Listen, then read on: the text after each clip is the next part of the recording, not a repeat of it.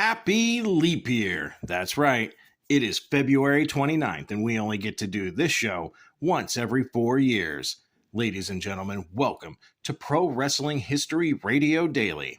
I'm your host, the eclectic gentleman, Stephen Watts. And man, I hope you have had an amazing leap year. Day, all of the above. Anyways, jokes aside, folks, let's look at all your pro wrestling birthdays, pro wrestling deaths, title changes, and big moments for the leap day of professional wrestling. But before we get started, don't forget to like, share, and subscribe. And without further ado, let's get our leaping history nerd on. As you can imagine, there is not a lot on this day, especially birthdays and deaths. But we're going to start off on a positive note. That's right.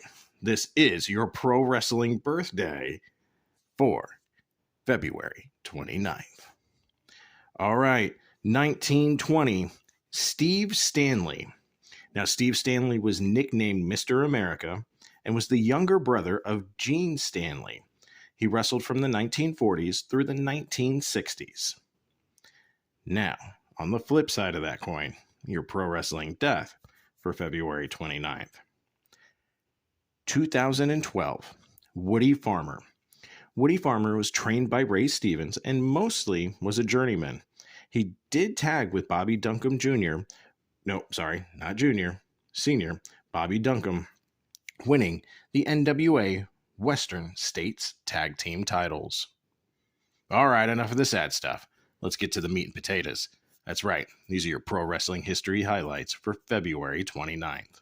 Starting off our leap year in 1940, Prince Aliki defeats Pete Bellicastro for the Pacific Coast Light Heavyweight title in Eugene, Oregon.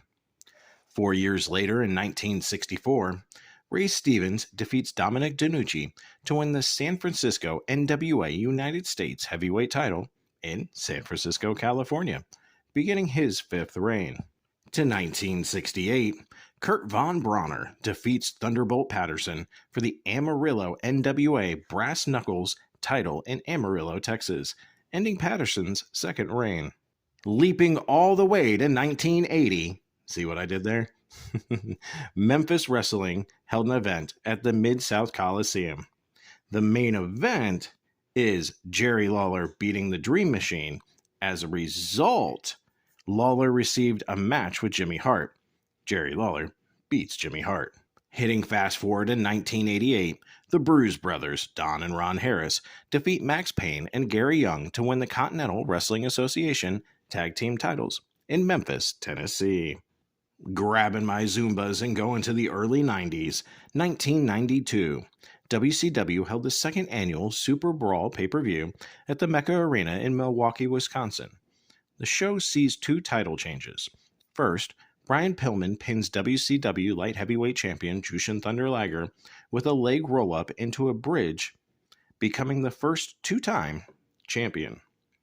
Then in the main event, Sting pins WCW World Heavyweight Champion Lex Luger with Mr. Hughes and Harley Race with a cross-body off the top rope to win the title. Staying in the same year, but ending our pro wrestling history highlights for February 29th, WWF ran Springfield, Massachusetts at the Civic Center. The main event sees WWF Intercontinental Champion Roddy Piper defeat WWF World Champion Ric Flair in a non-title steel cage match when, as both men scaled down the cage, a blow from Flair sent Piper to the floor.